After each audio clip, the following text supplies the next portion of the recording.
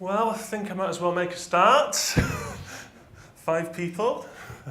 And we'll see how many people are still here at the end as well. Well, I did a Windows Store app talk yesterday and there was about 30 people there. So I kind of assumed there'd be a roughly similar number, but not to worry. So my name's David Britch, and I'll be talking to you about using Prism for the Windows Runtime to accelerate your Windows Store app development. So, first question, is anyone doing Windows Store app development? No, okay. So one of the things about Windows Store app development is there's certain things you have to do in every Windows Store app. You have to do page-to-page navigation. You have to handle saving state when the app suspends and restoring state when it resumes. If in every Windows Store app you wrote, you kept having to rewrite functionality to do this, you'd be wasting a lot of time. So Prism for the Windows Runtime basically contains the core services you need in Windows Store apps. So it's a library developed by the Patterns and Practices group at Microsoft. Have people heard of the well-known Prism library they do for developing composite WPF apps? It's kind of the next evolution of that, but specifically aimed at the Windows Runtime. I work for a company that provides staffing services to Microsoft, and basically for about 3 years now, I've worked on projects full-time for Patterns and Practices, and I was one of the team members of the Prism for the Windows Runtime project. There's 2 different releases of it now. So I'll basically be showing you how to use it to provide services to Windows Store apps. So just some contact details if anyone wants to discuss any of this with me, email address, Twitter feed and a blog. The blog in particular discusses Prismwinrt at length. There's probably somewhere in the region of 20 to 30 quite long and detailed blog posts on there on different aspects of it. So that's a good source of information about it. So what we'll be looking at today is basically we'll be starting with a high-level overview of Prismwinrt, what it is, what it does. We'll then be looking at how you can take a normal Windows Store app created by the Visual Studio templates and turn it into a Prism app. There is a process you have to go through. We'll then be looking at how you do data binding and commands using Prismwinrt, how you perform page-to-page navigation, how you handle the app lifecycle, so you can save state when apps suspend and restore state when apps resume. And we'll conclude with looking at validation.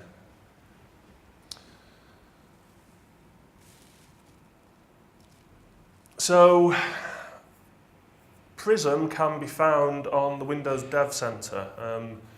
We chose to publish it there in order to try and get maximum exposure for it. On the Windows Dev Center under the Windows Store App Development content, there's a section called In-Depth Guidance. There are a number of full reference implementations on there. I think I worked on 3 of them. This is by far the biggest. And the docs for this project, I think it's about the latest release, it's about 230 pages of docs. It's labelled as being about developing Windows Store business apps rather than just Windows Store apps. The reasons for that are largely political, but what it's really about is developing maintainable, testable Windows Store apps. That's what it's about, whether it's line of business or not. If you want to write reusable, testable, maintainable, flexible code, the idea is that this should help you out. It basically ships as there's a download, there's a reference implementation called AdventureWorks Shopper. That's a shopping cart application, which we'll take a brief look at. You can download There's 2 libraries it ships as, which we'll look at in a moment. You can download the 2 libraries. They're both on NuGet. It's a PDF with all the documentation as well. There is also, if you were on this page and scrolled to the bottom, the release of Prism for Windows 8.0. It's a completely separate release to this release, which is for 8.1. If you compile the 8.0 release in 8.1, it doesn't build. And there are some changes. How much overlap is there with the normal Prism 4.1 or whatever we're up to? Is this derived from that, or is it a couple? It started from scratch. We didn't attempt to reuse any of original Prism. We did in the end, but the intention was not to, okay, let's just take this bit and this bit. We basically sat down, wrote an app, this Adventure Workshopper reference implementation. Then we looked at what can we extract into a library to make some reusable components. And there's a couple of things that got moved across from Prism for desktop. But largely, it's nothing like it in effect. My personal view, I think Prism for the desktop's quite heavyweight. This is very lightweight, very, very lightweight. So, what do you get in Prismwinrt? As I mentioned, you get this Adventure Workshopper reference implementation. It's full source code, which is a shopping cart, a product catalog app. Included in the Visual Studio solution for this is actually the Prism source code for the 2 libraries. If you want to tinker with the source code, you can. There's also NuGet packages for the 2 Prism libraries. There's also another 5 quick starts. Unfortunately, in the Windows runtime, there's no validation support built in. So imagine if you're doing some kind of data entry in an app. There's no support for validation unless you implement it yourself. We've built validation support into Prismwinrt, and it's used in the reference implementation, but it's quite complicated, so we also did a simplified version as a quick start. Event aggregation's a well-known pattern, something that's in Prism for the desktop. Again, that's used in the reference implementation, but we did a quick start to simplify it. Quick start's also for bootstrapping Prism apps, supporting extended splash screens. So the idea is that if you have some kind of asynchronous operation you want to run when the app starts, you'll essentially cover that up with an extended splash screen, which has to know when to stop displaying once your async operation is completed. So again, quick starts for that. Final one, it says incremental loading. That's not strictly true. That's what it's called on the Dev Center, but it's actually about incremental updating of UI elements on screen. It's not about data virtualization, as that might suggest. It's about something new in Windows 8.1 called the incremental update behavior. And as I said, there's a lot of documentation. It's about 230 pages in the current release. And that's downloadable as a PDF as well. So, Prism actually ships as 2 different libraries, and we've got the library names there. This first library, which we just call the Store Apps library, that is a Windows Store library in terms of its project type. And it basically includes support for Mvvm. It doesn't, Prism Windows Runtime does not say you have to use Mvvm. It's there if people want to use it, although it's recommended. If you choose not to use Mvvm, you don't have to. It includes support for commands, the delegate command from normal Prisms there. We've got a navigation service there as well. There's also something called the session state service for handling transient data and validation support. Final 2 things are just little platform features. It includes support for adding things easily to the settings charm and for displaying extended splash screens. The second library is the Pub Sub Events library.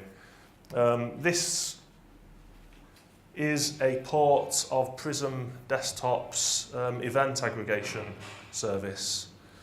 We've renamed it for the Windows Runtime to be pub sub-events. So this is actually implemented as a portable class library, meaning you can use it for Windows Store apps, phone, on the desktop, Xbox. In fact, there's a new release of Prism Desktop coming imminently, the next few weeks hopefully, and we've actually ported this back into Prism for Desktop. So it's gone back into Prism for Desktop as this PCL. Not going to touch on this today. It implements event aggregation to do loosely coupled communications between components. I'm just going to be focusing on the Store Apps library. So I thought it'd be useful just to have a quick walkthrough of AdventureWorks Shopper. So, as I said, it's a product, catalogue and shopping cart app. AdventureWorks database is very well known. This app is communicating with a web service where it's getting the data from. Something I should point out, the web service it uses isn't, in this instance, deployed on the web. It's just running locally. It's not actually querying a database. We've just literally hard-coded some data into it to return to this. The point of the project was not to provide guidance for communicating with web services. There's plenty of other guidance on that. So again, the web service it uses just has hard-coded data that it returns. So, as I said, it's a shopping cart app. We can browse products. If we go into our first page, which is our categories, we can look at mountain bikes, road bikes, etc. If we go into mountain bikes, we get an overview of all the mountain bikes. This is actually the same picture recoloured. All the photos in this actually had to be commissioned for this project. So rather than take photos of lots of different bikes, it's one bike recoloured along the way. So let's say you're interested in that bike, you get some product details. If you want, this is actually using a flip view. So if this was a touch screen, you can start flicking through, looking at different products. Let's say we want that bike. If you noticed, when I clicked on that, in our shopping cart symbol up there, a 1 appeared. If I click it again, that's incremented. So we've got 4 bikes. If we want to actually check out, we just click on that shopping cart icon. It says that we've got 4 bikes. We can change this back down to 1 bike if we want. It's interesting that you can't see it. You can barely see the symbol, but on my screen it's completely clear. But there is a plus icon there and a minus icon there. We can reduce this down back to 1 bike. Incidentally, the user experience on this was actually designed by proper user experience designers.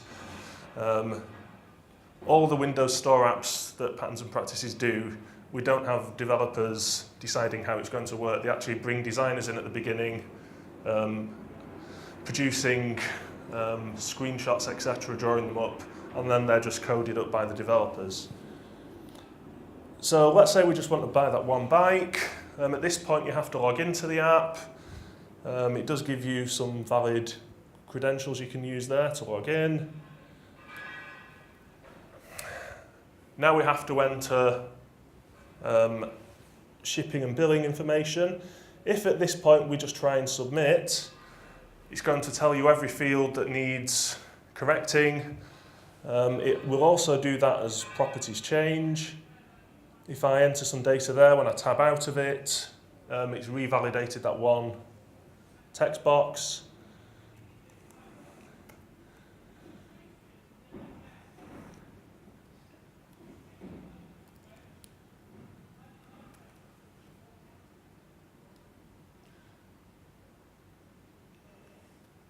We'll then do our payment details.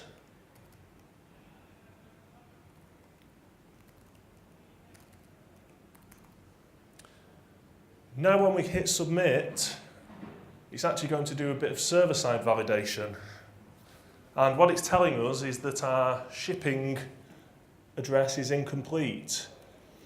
And we've got a specific error there. This is just a feature in it to demonstrate server-side validation asynchronously. What it's doing, the code, it says that there's specific zip codes for Alabama. It's not actually using the real zip codes that are allowable for Alabama, it's just some hard-coded values. I think it defines you can use 350 to 370 for Alabama. So server-side validations pick that up, that they don't match.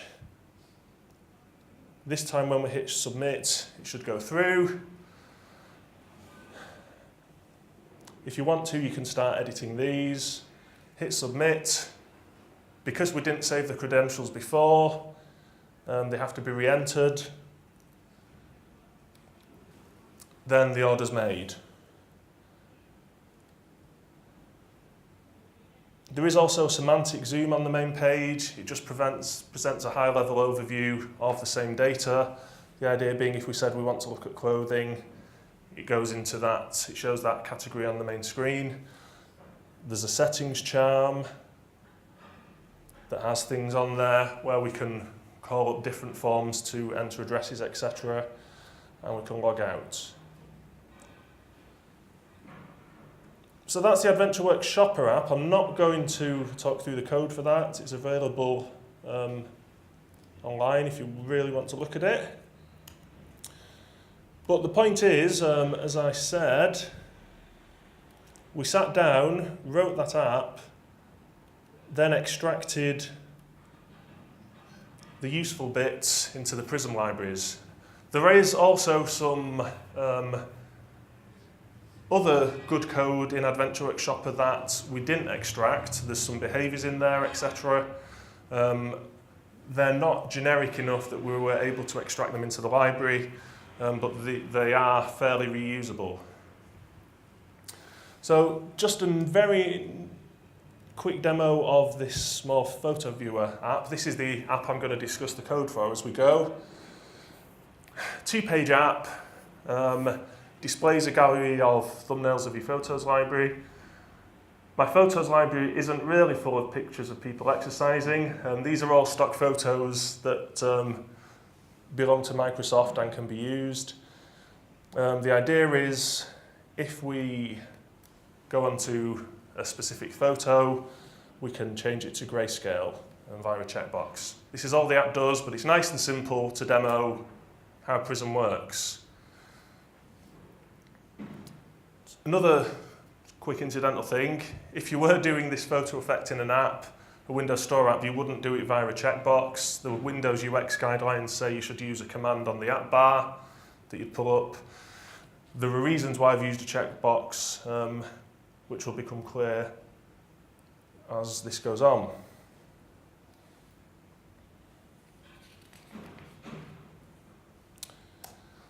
So, the app architecture that Prism recommends is shown in this slide. If something's in blue, such as this, that's provided by Prismwinrt. If it's in white, it's something you have to provide yourself, although the app class is provided by the Visual Studio templates. So the idea is, if you're choosing to write your apps using Mvvm, again, Prism doesn't force you to. The idea is that we have a base class for our views, and the views you write will derive from that. There's also a view model locator object for wiring views to view models. Similar for view models, there's a base class we inherit from.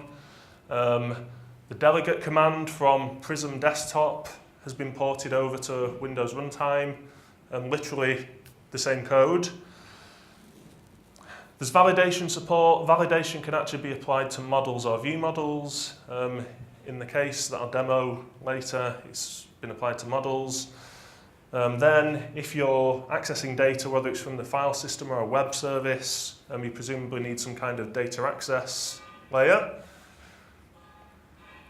And then our Store Apps library, as well as providing these things over here, provides most of this stuff. It provides navigation service, app lifecycle management for handling suspend, resume, the event aggregator service. Prism also doesn't specify that you have to use a dependency injection container. One of the things that has been fed back to patterns and practices quite vocally about Prism for desktop is that there are a large number of people who do not like using dependency injection. Personally, I think it's fantastic, but apparently it can be a turn-off for some people. So when we first wrote Prismwinrt, there was actually no dependency injection support to try and keep some people on side. However, there were then people moaning that there's no dependency injection support, so we added it, but it's optional. You don't have to use it. It doesn't specify a particular DI container you have to use. We use Unity purely because Patterns and Practices writes that as well, and it's a very well-known DI container. So this is the architecture that's recommended for Prismwinrt apps. It's the architecture used by AdventureWorks Shopper. However, it is but one architecture, as I've said. You don't have to use Mvvm if you don't want. You can still use all the other services provided by Prism. The basic idea, though, is that it should help you accelerate your app development by giving you all the standard boilerplate code and services that you require in apps. So how we actually bootstrap an app is via these classes. There's a class called Mvvm at base. Really, this should have been called Prism app or Prism at base. However, when this was produced, it hadn't been branded as Prism. We didn't know what it was going to be called. And the code was completely frozen by the time they decided this was going to be Prism. So unfortunately, we were unable to change this to Prism app or Prism at base, so it's left as Mvvm at base. Basically, this is the entry point into your app. It sets up conventions for handling Mvvm, which we'll briefly look at. It initializes different services such as navigation, session state management. And the idea is that your app class will derive from this. So normally your app class is the first entry point into the app. In a Prism app, the entry point is this Mvvm at base. Normally in Windows Store apps, there's a class called Page that you use to create your pages. In a Prism app, we use Visual State Aware Page. So in Windows 8.0, there was a class created by the Visual Studio templates called Layout Aware Page. And in the initial release of Prismwinrt, we took that class, did some minor updates to make it work with the rest of Prism, and renamed it Visual State Aware Page. In Windows 8.1, they've got rid of the Layout Aware Page class completely anyway. The templates don't create it. So for the current release of Prism, we just updated this class to handle the new view states that are present in Windows 8.1 apps. But basically, it integrates with our state management service, so we can save data when the app suspends and restore it when it resumes. We've got a view model based class. Your view models have to inherit from that. That integrates also with navigation and state management support. It also provides property change notification, so you don't have to implement that yourself. And we've also got a view model locator class. It implements the view model locator pattern, and it automates the wiring of your views to view models. So normally, the standard way of connecting views to view models is to set the data context of the view to an instance of the view model. The idea here is we don't have to do that. We're just going to set an attached property in our page XAML, and this will automatically wire them together. We'll look at how it works. It uses conventions that are built into this class up here, but they're completely overridable. So it does actually assume that views and view models are in specific namespaces in the same assembly. If, for instance, you want them to reside in different assemblies or different namespaces, it's all completely customizable. So what I'm going to do now is I'm going to create a new Windows Store app from the Visual Studio templates and show what's involved in rewriting it to use Prism. And this is about a 10-minute process, so please bear with me. But once you've seen this, I will also point out that there is an easier way. So I'm going to create a new Windows Store app, a blank app.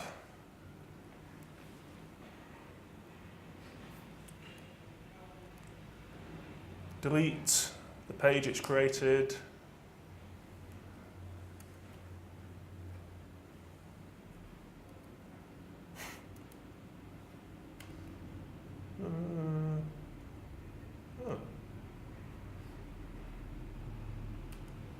There we go. Going to add 2 new folders, views and view models.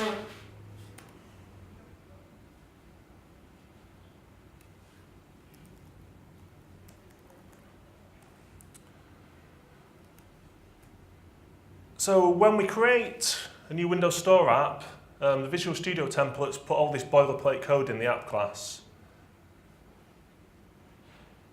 Most of this boilerplate code is handled in Prism under the Mvvm app base class. So what I'm going to do is delete it all from the app class. One of the things that results from using Prism is your app class ends up quite neat and tidy, not so much code in it. So, first thing we have to do now is add the Prism Store Apps NuGet package. Let's see if NuGet's actually working. It wasn't this morning, which I understand messed a lot of people's demos up.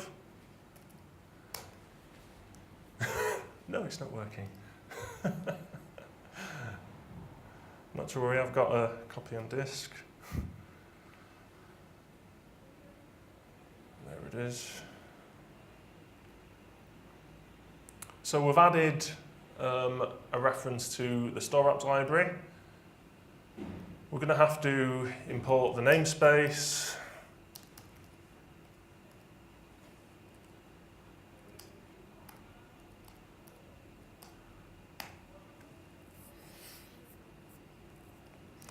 Next thing we have to do is derive our app class from the Mvvm app base class.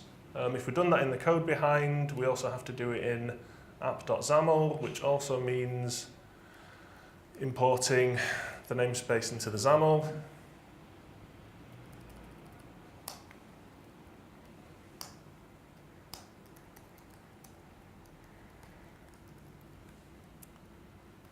So at this point, it should build. Okay, that's okay.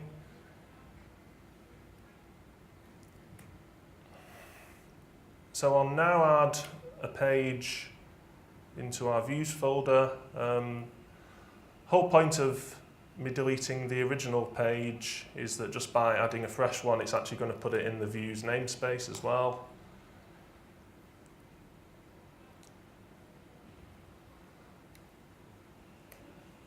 So when a Windows Store app starts, what we have to do is make it navigate to a page. That's actually quite a bit of work without using Prism, particularly if you're doing navigation in an Mvvm app. So what we have to do is override the onLaunch application method. Also got another namespace import to do.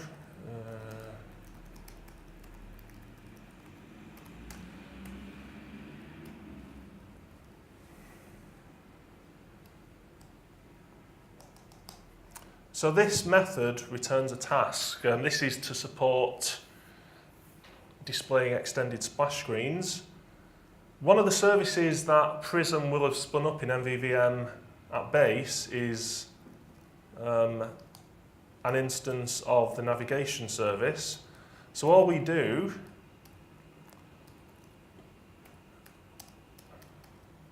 to make navigation occur when our app is launched, you say navigation service.navigate to main. So the name of the actual page is main page, that's the type name. The convention in Prism in the navigation service is that to navigate it uses strings and you don't have to specify page on everything. You can just specify everything before page. That's overrideable if you want. You don't have to go with it. All the conventions in Prism are overrideable. We've not got an extended splash screen in this app. So what we have to do is return an empty task. So if we run this, that's actually good. We've got a blank screen, that's our main page. There's nothing on it, but we have navigated to our main page. So our main page is a view. What if we want to wire our view to a view model? Well, if we add a view model class, the Prism convention is that it will be the same name as the view, but with view model appended on the end, and that it will reside in, oh dear, I did a page. We just want to add a normal class. So yeah, we just need the word vModel on the end of our page name.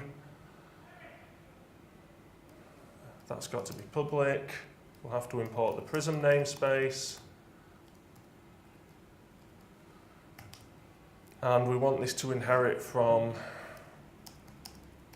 our vModel class. This is in order so we get app lifecycle support and navigation support. So I'll just create a constructor as well, put something in it so I can set a breakpoint. At this point, if I run the app, do you think this breakpoint will be hit or not?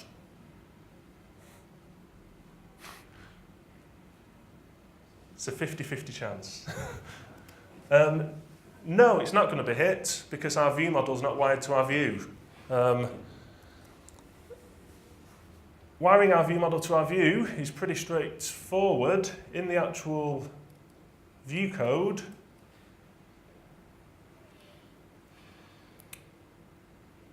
we just set an attached property on our, oh, I've not changed that to visual state of our page yet.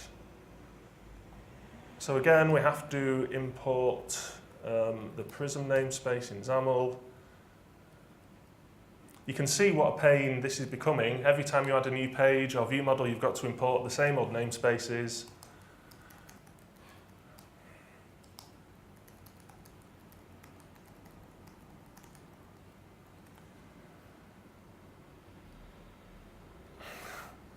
Also have to do that in the code behind, so we have to import the namespace again. We should use ReSharper.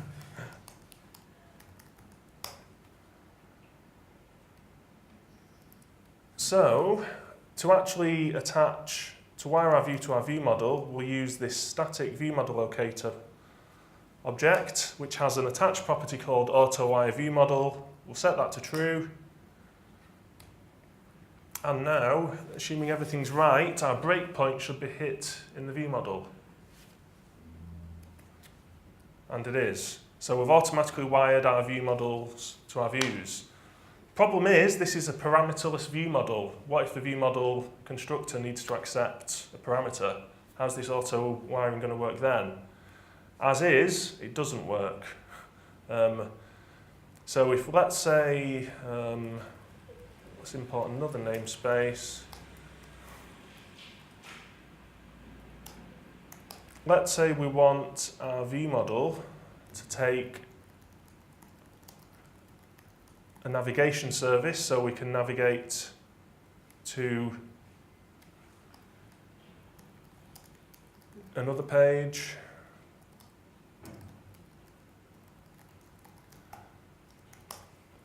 And the constructor is just going to set the private version of it to the parameter that's passed in. So we've got a problem now. This view model is accepting a parameter, the constructor is, but we don't know what to pass in. So in order to handle this, we have to do another override. And it's the onInitialize method. And what we have to do at this point is use the register method on our viewModelLocator object. This is going to require some more namespace imports. What we're basically going to do is register our viewModel against our view and specify what the parameter type is. So we have to import our viewModels namespace and our views namespace.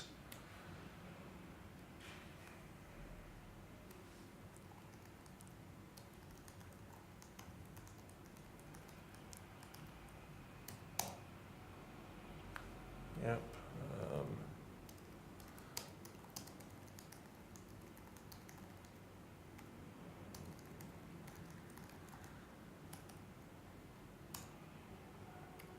Is that enough brackets? What we've basically said is that we're registering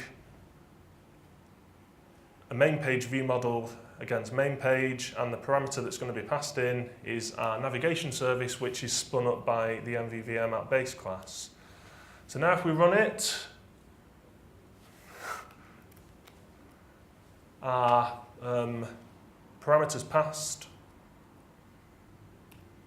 into the viewModel constructor, and that's done. So that is manual dependency injection. That's basically been done without a DI container. If we want to, however, we can use a DI container. In order to do that, I'm going to import Unity.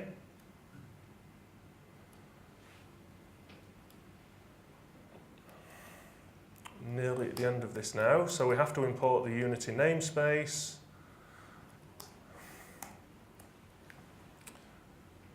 We have to create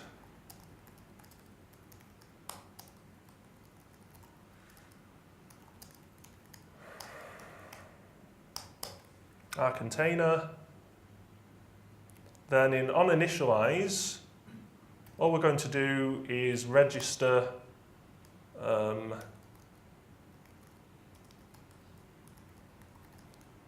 the navigation service as an instance.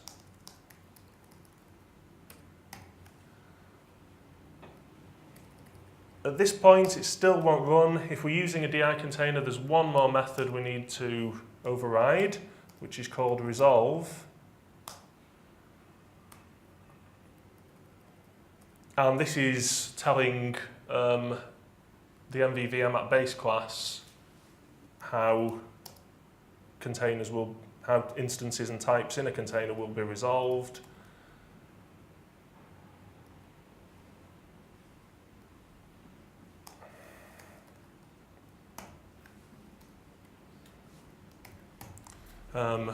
Which is just saying we're going to call resolve on the actual container. If we now run this again, our breakpoint's been hit, this time using a DI container. So that's a lot of work really for an app that does nothing at the moment. There's a lot of namespace importing in pages, view models. It's a bit of a pain. Imagine every time you're adding pages to apps, you have to start doing all this stuff. So we realised that the solution to this was to create our own Visual Studio templates. And let's see if it'll find them. We want to check online. On the Visual Studio gallery, if it'll find them.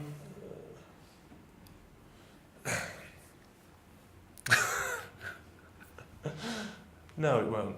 Never mind. Oh, there we go.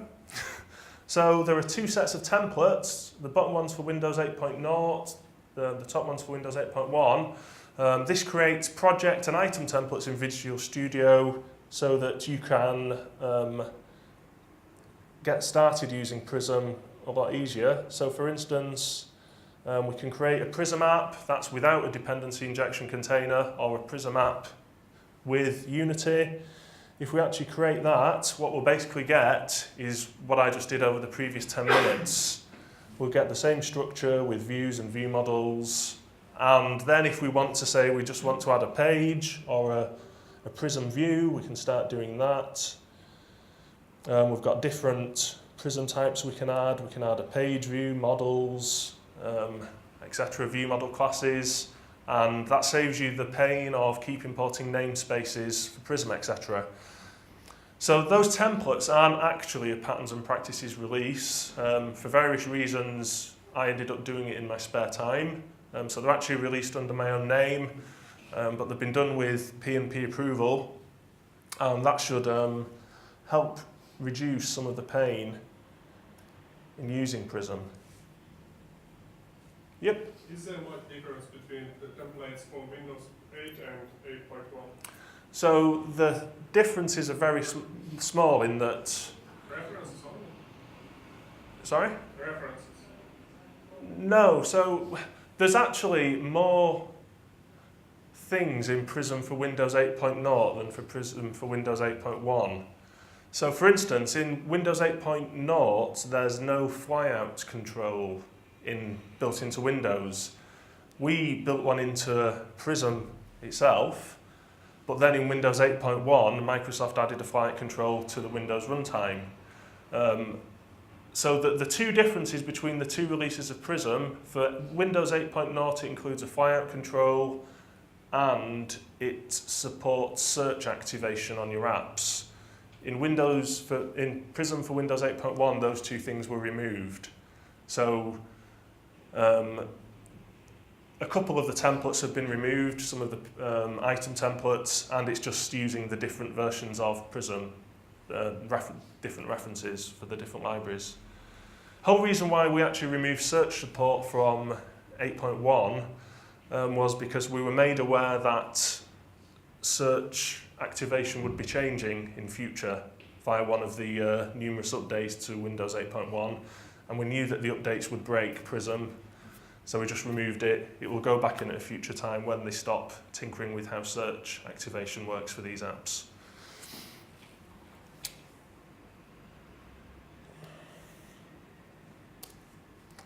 So, how we do data binding and commands in Prismwinrt. Again, back in Windows 8.0, when you created Windows Store apps, the templates would create a class called bindable base. And what this basically did was give you your iNotify property changed support. The idea being that on your view models, if a property changes, you could then fire your property change notification. The view would know to update with the new data. And this was created by Windows 8.0. We just moved it into Prism. Literally 100%, the code is identical. It's a good job we did, because in Windows 8.1 they took this out. If you want property change notification, you have to implement it yourself.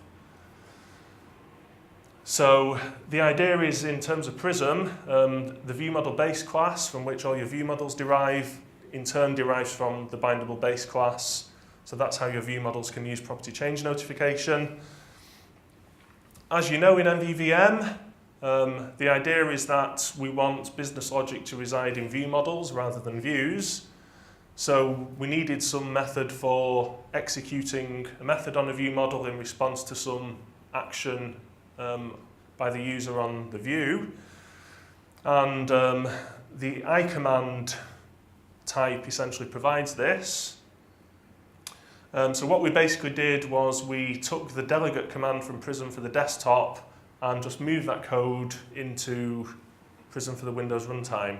So it just enables us to bind to view model methods and execute them from button-based Derive controls on the UI. So just to quickly look at an example of that.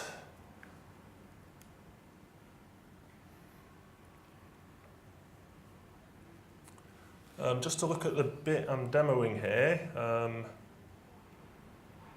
what we have here is a checkbox. You hit the checkbox, your image changes to grayscale. So that's done using a delegate command. So behind the scenes, on our photo page,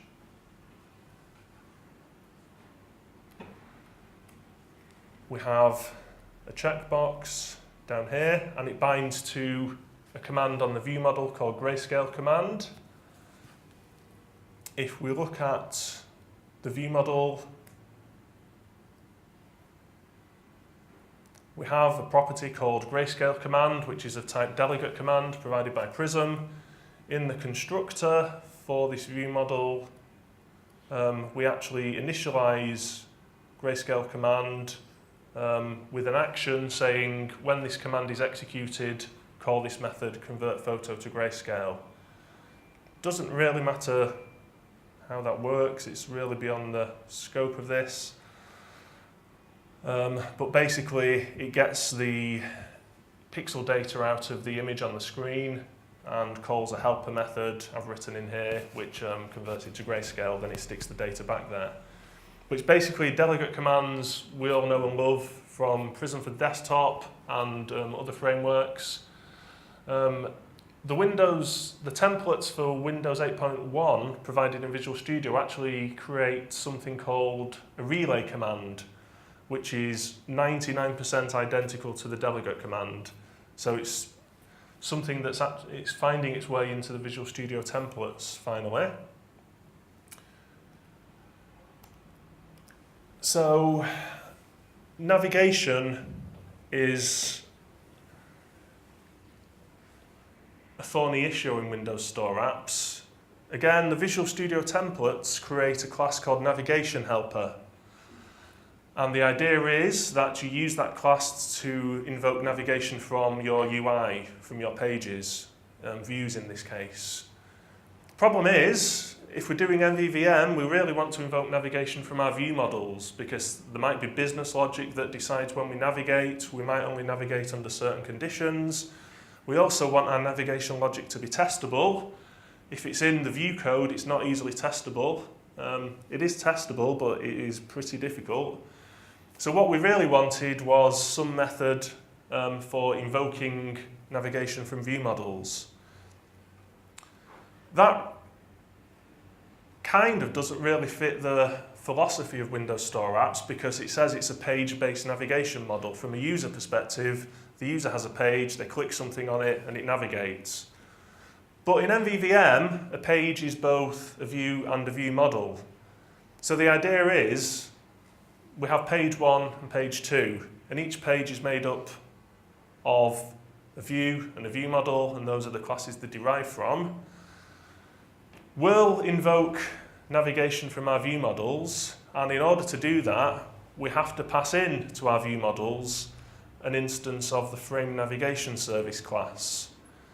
So that navigation service instance I typed before, that is an instance of this class. That class implements this interface so that it could be mocked for unit testing. So the idea is if we want to do navigation, our view models have to take an iNavigation service instance. The frame navigation service class wraps the frame object, which is provided by Windows. The frame object is what actually does the navigation. So the idea is we load a page, user might click something on that page which executes a method in a view model. That view model will invoke navigation via the navigation service that's been passed in. The frame navigation service class will use the frame object to load the next page you're navigating to, which will then be spun up. So there's a consequence for this that when the frame page loads a new page, what happens is the new page is loaded, then the old page is deleted from memory, unless you've deliberately cached it. There are ways you can force it to remain in memory. So the old page will be reclaimed, garbage collected, after the new page has been created. So what we wanted was some way of, when we navigate to a new page, having some initialization logic in the new page. And we also wanted some way of doing cleanup in the page that's about to be deleted. So standard way of doing this is to use onNavigated to and onNavigated from methods. So the idea is when a page is spun up, the view model will have an onNavigated_to method from which you can do whatever initialization logic you want for your new page. So for instance, in that photo viewer app, we click on a thumbnail. When we go to the new page, that page loads the full image. That is initialization. So that goes in an onNavigated_to method. Back in the view model that's about to be deleted, we can have an onNavigated_from method to do any cleanup if required.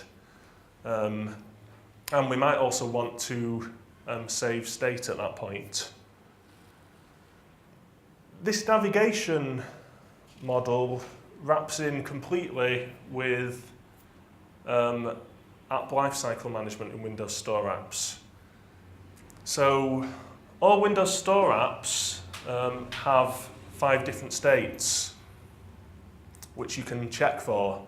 The idea being, when you first turn on your Windows 8 device, whether it's a tablet or desktop OS, all your Windows Store apps are in this not running state for obvious reasons. If you then launch a Windows Store app, it goes into a running state. You can only run one Windows Store app full screen at once. So if you switch out to another app, just say you're on a tablet, you may be in a web browser, you copy some text, switch to another app to paste it in. When you switch out of that app, it's going to go into a state called suspended. So when it's in a suspended state, what this means is it's still 100% in memory. If you had partially entered data on a form, say, or you'd moved the scroll bar, that is all still in memory. And if you then switch back to your app, it will switch back with all that state still there, such as partially completed forms, scroll bar position. However, when apps are suspended, the operating system may decide to terminate them. So there's something in Windows 8 called the Process Lifetime Management Subsystem, which will basically kill apps if your device is running low on resources. You don't know when that's going to happen, you don't know when or why, there's no indication that it's going to happen, it just happens. As well as that, when your app's running and you may actually choose to kill it yourself completely, there are gestures and key combinations you can do to actually kill your app. So if you do deliberately kill a running app, it does actually go in a suspended state before it goes to this closed by user state. So the real problem is this suspension termination states that happen, because the UX guidelines for Windows Store apps say that if you're using an app and it suspends then terminates, when it's reactivated, it should appear as if it was never killed. So if you had partially completed forms or you'd moved your scroll bar on a page so far, even though it's been completely wiped from memory, when it's reactivated, it has to appear that it's there all along. So in Windows Store apps, you have to handle this basically. You have to assume that whenever your app is suspended, it's going to be terminated. You just have to assume that this worst case is going to happen every time. And without Prism, that's a fair bit of work. There is a class Visual Studio generates called Suspension Manager, and it does hook into it. But there's still quite a bit of dev effort required to actually use it to save whatever state you want to save when the app suspends. So this is something we thought long and hard about on Prism. And the basic idea is, in terms of Mvvm apps, most of your transient state is going to be in view model classes. It could also be in some other service classes, but typically most of your app state will be in view model classes. So what we did in Prism was we basically created a new attribute called restorable state. If you add that to any view model properties that you want to have that data survive suspension, you add it above your view model property, done. You don't have to worry about it then. When the app suspends, the value of that property will just be saved out to disk for you. When the app reactivates, it'll be restored. So that greatly simplifies handling persisting view model state. I also mentioned that some state may be served in services. If you want to do that, all you have to do is inject the instance of an iSession state service into your service class, and you can basically use it to start saving states from other classes. Something else you can do, we'll look at examples of this, is you can store view state. So why would you want to store view state when typically views bind to state in view models? Well, the specific case we had was scroll bar position.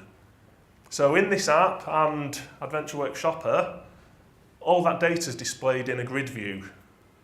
And buried deep in the control template for a grid view is a scroll viewer, which implements the scroll bar.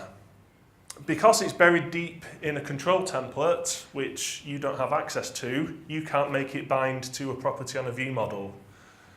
You can extract the control template, rewrite it if you want, but you don't really want to be having to do that just to store a scroll bar position. So this was a problem we actually worked on for about 2 years to solve this, across several Windows Store apps in different languages, and it was only in the last release of Prism we were finally able to do it, for various reasons. Storing the view state isn't the problem. What we basically wanted to do was save scroll bar position and restore it when an app resumes. It turned out to not be a trivial problem, but we finally cracked it. So, to look at this in action,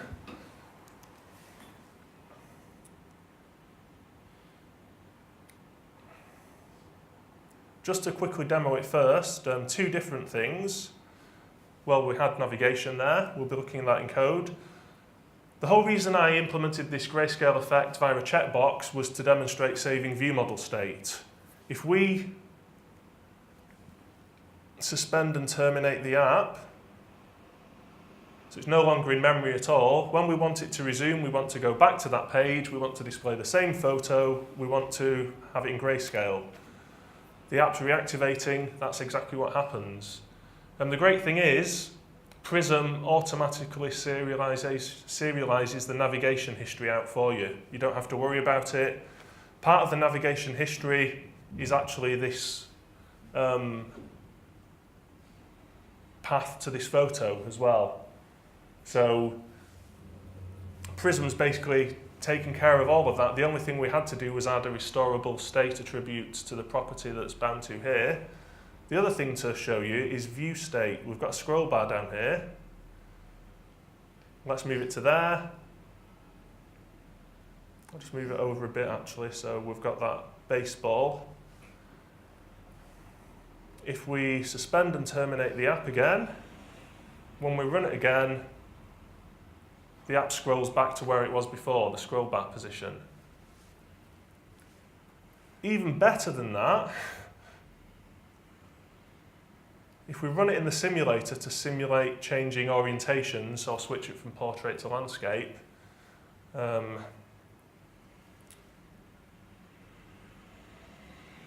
we'll have an even better user experience. Okay, so I will scroll to that baseball again. Let's just move it to there. And I'm going to suspend and terminate the app. Let's go back to the simulator and change the orientation. The idea being if this was a tablet, you've just changed from landscape to portscape. Now when we actually resume the app, we're in portrait mode, but it's scrolled to the same location again. That was the difficulty in handling all this to get the user experience we wanted. How that scrolling is actually handled is beyond the scope of this talk, but I'll just quickly run through the code.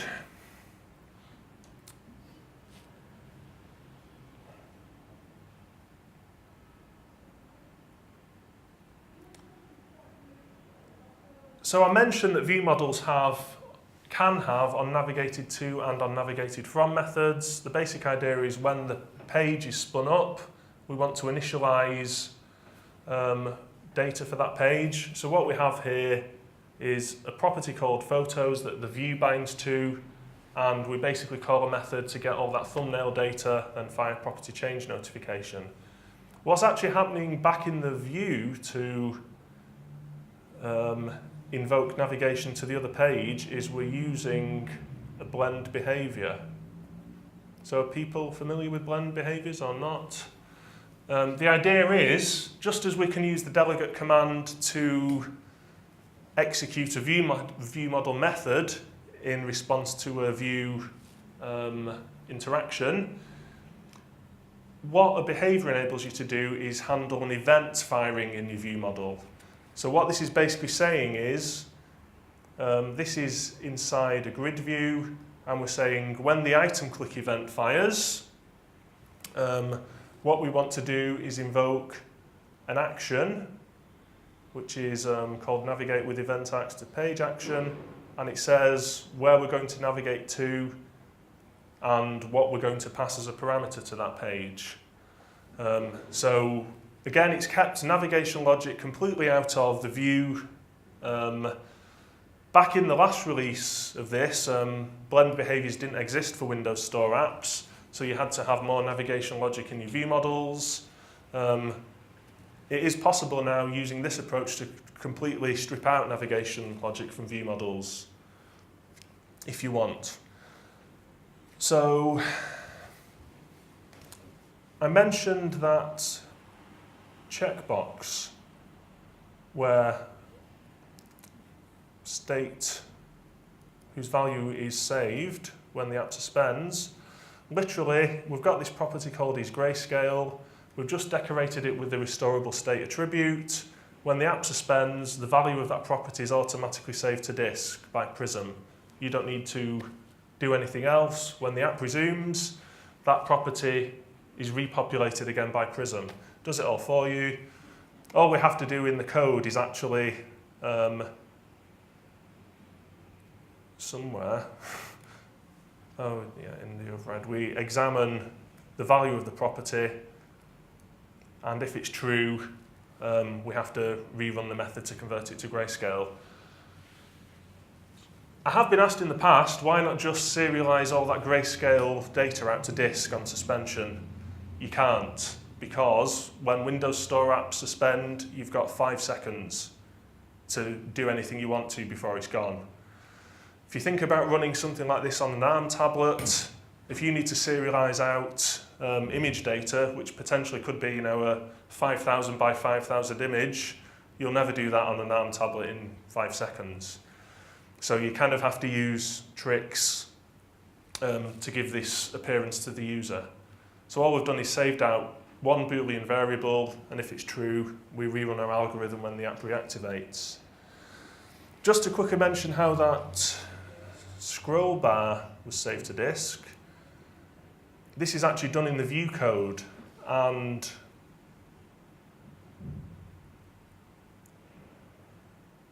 it is an override. All we've got is load state and save state methods. So the save state method, simply there's some routines which get the scroll viewer position. I won't run into how those work. I have blogged at length how it works if you're interested. And all we do is store it in a state dictionary which is passed into that method under a certain key value. Again, we put that into there. Prism will take care of serializing it to disk. Similarly, when the app resumes, all we're doing is restoring that value from the page state dictionary, storing it back in a value in a member variable, and other event handlers are actually going to take care of setting the scroll viewer position. So actually saving state from both views, view models, is very easy with Prism. It's not so easy without Prism. It really isn't. So that's something where we think it's helping a lot. Final topic to get onto is validation. So there is no validation in Windows Store apps. It's kind of annoying because the XAML based, and anyone who's done XAML in the past in Silverlight and WPF, those frameworks had validation support built in, which you're able to use. None of that in Windows Store apps at all. So we've basically implemented it ourselves and built it into Prism. So it's obviously required if you're entering data onto a form, such as addresses, payment information. So what we basically came up with is a set of principles to guide validation. We basically said that we want to be able to check properties when they change. So as soon as you enter data in a text box and tab out, we want that to be validated then.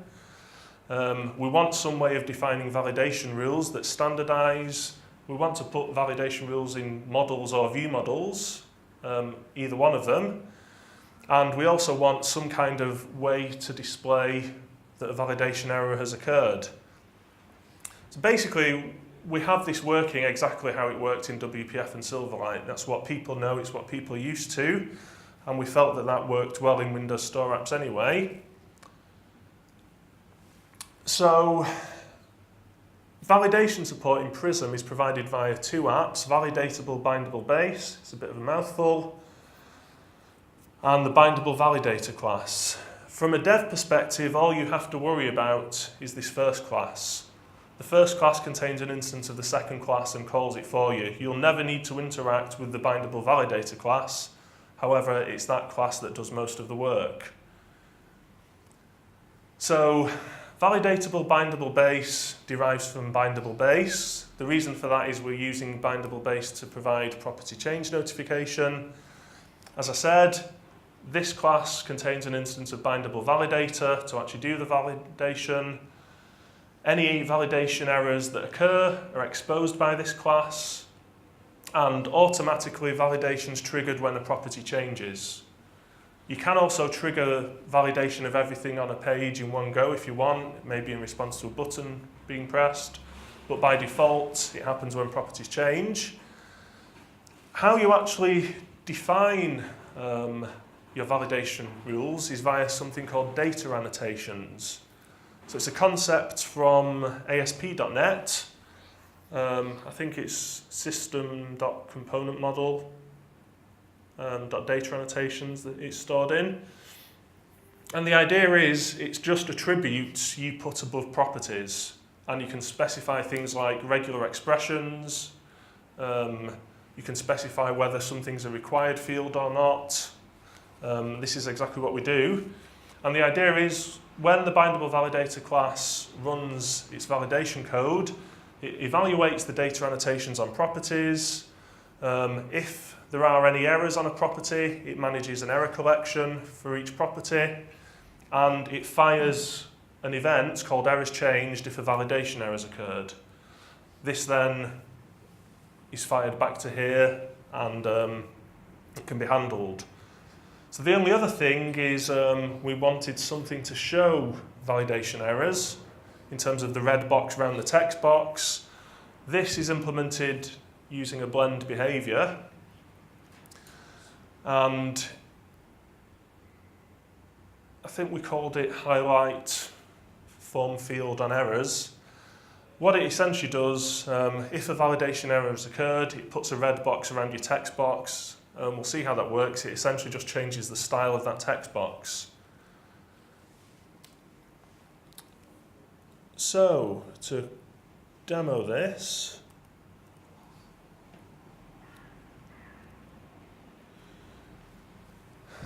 this is the validation quick start that ships with Prism.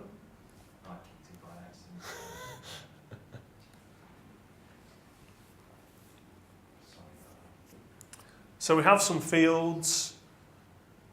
If I enter a number, when that property changes, we've got an error message down here saying why that data is invalid, and we've got a red box around our text box. If I force all properties, all data to be validated, we have more error messages and everything is highlighted in red.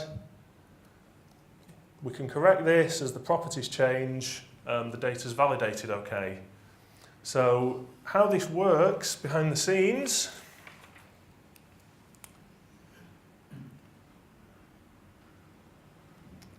we implemented it as validation happening on model objects. Doesn't have to be done this way, it's just how we chose to do it. As I said, your class has to inherit from validatable bindable base, and what you do is decorate any properties that you want to be validated with data annotations. So for instance, the top one says that first name is a required field, it has to contain data. Everything else that's specified in here in this attribute is actually just getting those string error messages from a resource file. We could have actually just put it in as a hard-coded string, but it's actually pulling it from a resource file. And as well as being a required field, we've also said use a regular expression, which is this one defined here, which checks that a name is made up of Unicode characters that can be uppercase or lowercase, that there's no numbers, no special symbols. And we can do that for every property whose value we want to be validated. How it actually works, when we set the property, we're using this setProperty method. That's being called on validatable bindable base. The setProperty method in the validatable bindable base also calls the setProperty method in the bindable base class to actually update the property and fire property change notification, but it also invokes validation using the bindable validator class. So the idea is, on our view,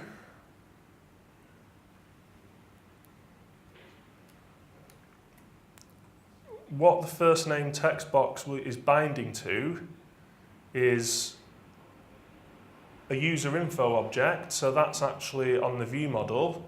So user info is this model object, but it's exposed via the view model. So we have a property called user info. What the view's binding to is the first name property of that instance, so that's the property there. It's using a two-way binding, so we can set and get. And then we have this behavior defined. I'll look at the code briefly in a minute, called highlight form field on errors. It binds its property errors dependency property to our user info object to its errors collection. So the errors collection isn't defined in user info, it's actually defined in validatable bindable base, which user info inherits from. So the idea is we're binding to the errors collection of that object, and we're using an indexer to say, are there any errors on the first name property? If there are, the behavior runs this handler here on property errors changed, which essentially just switches the style of that text box. It switches it out to use another style defined in this resource dictionary, custom styles, and that style is literally the style for a text box but with a red border around it. So that's how we do validation. It's not as difficult as it looks, and it is very useful. That we have heard that this is actually being used now in some apps by some well-known companies. Some banks and travel companies are actually using this specifically because of validation support. Without validation support in any app that has data entry, it's going to get messy. So just to quickly finish off, there is additional guidance in the documentation for all this. So AdventureWorks Shopper does use Prism for the Windows runtime, but it also demonstrates a lot of other things. It demonstrates using ASP.NET Web API for communicating with a web service. It shows CRUD calls and remote procedure calls. Even though it's just working off an in-memory collection, it does show how this can be done, how you actually invoke the web service. It does show security. That username and password it does use a quite well-defined authentication mechanism to send that over to the web service. It's not sent as plain text. It does use some hashing algorithms to do that. As I showed, it also does server-side asynchronous validation. That, if you were actually entering real billing information, you might want to check that postcodes are valid. Maybe for Americans that zip codes are valid for specific states. It does show platform features as well. Uses the settings charm extensively. A live tile is the app's representation on the Metro start screen. AdventureWorks Shopper uses something called periodic notifications to update that tile on the start screen with offers. The idea being, let's say you're not using this app very often, then suddenly that tile changes to a sale offer that might attract your attention. This can be achieved with something called a periodic notification. The idea is the web service is pushing out a notification to the tile on the start screen. It demos that. We've got a quick start for showing extended splash screens. Then we also have some more stuff on persistence in there. One of the things we really wanted to get into Prism was a caching service. So there is one in AdventureWorks Shopper, but we realised it wasn't quite complete enough to put it into Prism. It doesn't handle every caching scenario you'd want. But why would you want caching in one of these apps? Well, you don't want to keep retrieving the same data from a web service. You don't want to have a chatty app that's constantly requesting data from a web service. So we cache that data the first time it's received. It demos how to do that. There's also stuff on credentials management. That username and password can be stored on your device in a secure form using something called the password vault that's present in Windows 8. We've got some guidance on that as well. Resources, I'll put these all on my blog. I've also put this code for PhotoViewer on my blog in case anyone wants to take it apart. But resources are basically the main page on the Windows Dev Center. The templates I developed are on the Visual Studio Gallery. There's a Codeplex site. All P&P projects have a Codeplex site where early builds are dropped. In future releases, before the finalize will be dropped onto there. We normally have 2 weekly drops when we're working on updating a project. The good thing about the Codeplex site as well is it has forums for discussions. If people have issues with Prism, they can ask questions. They do get responded to pretty quickly. If people have feature requests, they get made there and they are taken seriously.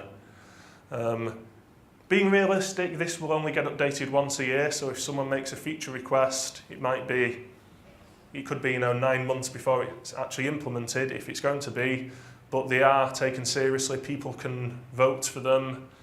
The more votes a feature request has, the more chance it has of being implemented. There's also a Pluralsight training course. One of the other guys who worked on this is called Brian Noyes, an American, and he sat down and wrote a Pluralsight training course. I think it's a 5-hour course. It goes into a bit more than's covered in this session. So if you have a Pluralsight subscription and want to know more about Prism, that's a good place to go. And that's essentially it, unless there are any questions. So there's a blendable air blend behaviour, so expression blend. Mm-hmm. It rings a faint bell that you had grief if somebody on your team had studio but not blend. Mm-hmm. Just trying to pull namespaces in they didn't have. Is that still the case? You just need blend just to fly with it? Yes. So Blend is free now. In the past, Expression Studio wasn't free. All of Expression Studio, other than Blend, no longer exists. It's all been ditched. Expression Encoder's kind of there in the background. I think you can still get the last release of it for free, but Expression Studio no longer exists. You just download it and away you go. Yeah, Expression Blend is now an install option on Visual Studio. Certainly for Visual Studio Ultimate, it's there as do you want to install Expression Blend or not. Whether people use Blend or not is up to them. You basically use it you can use it for designing your UIs, but these behaviors are provided by Blend, not by Visual Studio. So you have to use behaviors, you have to have Blend installed, but you don't have to fire it up. You're just importing a Blend DLL into Visual Studio and referencing that namespace. That's always been the case for behaviors, even in WPF Silverlight. They're provided by Blend, not Visual Studio, for whatever reason. So, anything else? This is Prism for WinRT. Yes. And you're talking about desktop. Yep. The desktop Prism that I know is old Prism from before Windows 8. Yep. So is that now a Windows 8 Prism? So you could, if you wanted to develop a Windows Store app for desktop machines and tablets, you'd have to develop two separate things, one using desktop Prism Mm-hmm. and one using Prism. Correct, Use yes. 3 for Windows .0 and .1. Yes.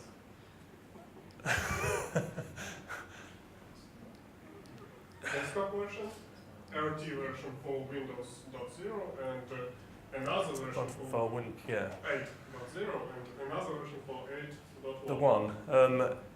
If you were choosing, if you're doing a desktop and a Windows Store app, yes, they'll certainly be two separate versions. You could just develop for Windows 8.0 as a store app, because that will automatically run in 8.1. You just can't use the 8.1 features. So, but as 8.1 is free to 8.0 users, the chances you'd only develop for 8.1. Just as these days, you know, if you want the latest iPhone app, you tend to have to be using a modern version of iOS. So just going back to Prism Desktop, there is actually a new release coming up imminently. Hopefully this month, Prism 4.2 is being released. There's new guidance, the drop support for Silverlight completely. There's some new content in there. A question I often get asked is, what about phone as well? If you then want to do an app for phone, is there a Prism for phone? Yes and no. So there is a Prism for Windows Phone 7, and it doesn't work on Windows Phone 8. However, Prism for Windows Phone 8 starts being worked on this month. They've deliberately left developing it until there was more convergence between the Windows Runtime API and Windows Phone API. A lot of that's been announced at Build yesterday, so they're finally starting work on Prism for Windows Phone. How much will ultimately be shared with Prism for Windows Runtime is unknown as yet. They're going to do the best they can. Convergence doesn't matter if you've still got to develop 3 different applications. Well, but the hope, where it's going in the long term, so just taking desktop out of it for now, the idea is that in future, at some unknown point in future, phone apps and store apps will be interchangeable. You'll just write once, it'll run in 2 places. And they've moved a long way to doing that with what's announced at Build. In future, in another year's time, when the next release of the operating systems come out, the plan is that it will be write once apps over those platforms. How successful that is, who knows at the moment. But that's where they're going for. But yes, if you're writing for desktop, it's going to be something completely separate. When I said desktop, I meant APC. Okay. Rather than, not desktop, I meant, or a laptop rather than a tablet. Mm-hmm. And that's the WinRT distinction, isn't it? WinRT is going to be a tablet that doesn't have the desktop as in Windows 7 desktop. But Windows 8 will always have Windows RT in it. Well, that's my question. Yeah. I don't mean an old style desktop legacy look. Mm-hmm. I mean, I still mean, I don't know if I'm allowed to use the word metro.